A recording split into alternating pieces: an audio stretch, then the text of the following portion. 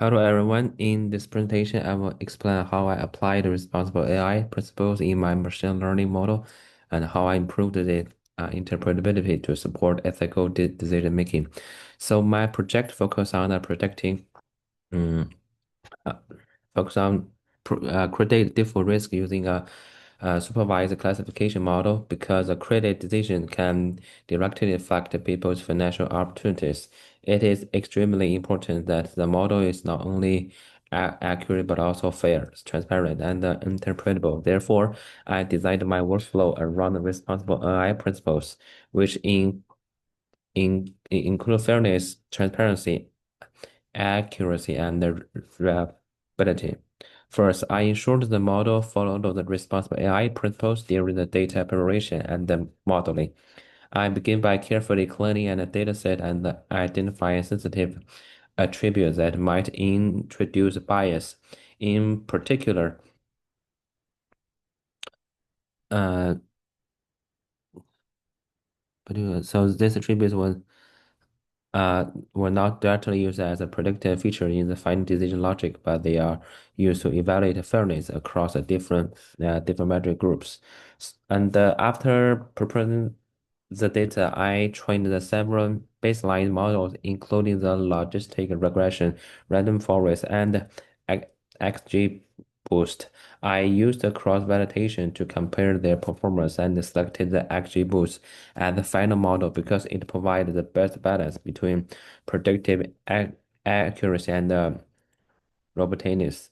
The final model achieved around 0.75 ROCOC on the validation set, indicating that it can reasonably distinguish between borrowers who are likely to default and those who are likely to repay.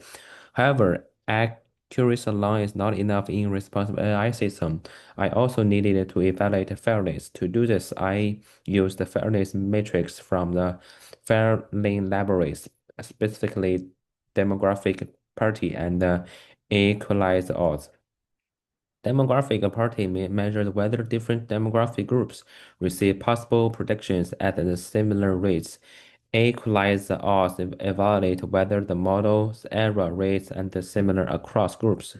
Where I applied this matrix to gender the age groups, I observed a measurable difference between groups. For example, the demographic parity difference for gender was about 0.08, and the equalized odds difference was around around 0.10. Um, Age groups showed the larger differences, indicating that younger and older applicant may be treated differently by the model. Identifying this difference is important because it highlights potential bias, even if the protected attributes are not directly included in the model. Other features can act as a proxies and unintentionally reinforces social inequalities by measuring fairness, especially. I can detect these issues and consider migration strategies such as adjusting decision thresholds or reweighting samples. Next, I focus on the improving model interpretability. Complex models like XGBoost can achieve high predictive power, but they are often difficult to understand. To address this, I use a multiple explanatory techniques that provide both global and logical explanation. First, I use a permission feature importance to identify which features have the greatest influence on the model overall. So the results show that the extreme credit scores and the financial variables such as EXT source features and the credit amount were among the most important predictions. The global explanation helps confirm that the model relies on economically meaningful signal rather than attribute characterization. Second, I use sharp values to provide the both global and the local explanation. Sharp summarizes how each feature contributes to the model prediction. The sharp summary plot shows the overall importance and direction of each feature across the dataset. For example, higher external credit scores generate decrease the probability of the default, which aligns with the financial intuition. I also generated a sharp waterfall plot for an individual applicant. This visualization shows how specific features push the prediction toward either payment or default. Local explanations like this are important because they allow lenders to explain individual decisions to customers. Third, I use Liam to generate another type of local explanation.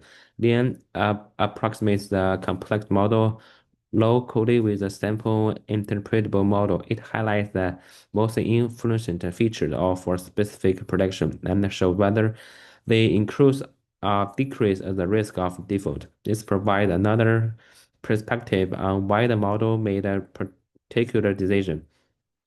In addition to these techniques, I also use a partial dependence plot. This plot shows how changes in a sample features default the predicted probability while the holding other variables constant. For example, they illustrate how credit score variables influence different risk across their entire range. Finally, I exported confidential explanation using the BC framework. Confidential explanation answered the question, what would need to change for a different outcome occur? For example, they can suggest that increasing income or reducing credit burden might change a prediction from a default to repay. These explanations are especially valuable because they provide actionable insight to individuals affected by the model. So overall, combining these interpretability tools creates a much clearer understanding of the model's behavior. Global explanation help us understand overall patterns, while local explanation clarify individual decisions. From an ethical perspective, this interpretability method support transparency and the accurable. If a model denies credit to an applicant, it is important that organization can explain the decision in understandable terms. Explanatory tools help ensure that the model has a reasoning is consistent with financial logic rather than hidden bias. To conclude, responsible AI requires more than just building an accurate model. In my project, I integrated fairness evaluation, interpretability techniques, and ethical analysis throughout the modeling process. I used the fairness matrix to identify potential bias across demographic groups, and I used explainability tools such as permutation, important sharp Liam, and partial dependence plots, and counterfactual explanation to understand how the model works. These steps help ensure that the system is transparent, reliable, and ethically responsible. By combining the predictive performance with the explanatory and the fairness of the evaluation, we can build AI systems that support better and more equitable decision making. Thank you guys for the listening.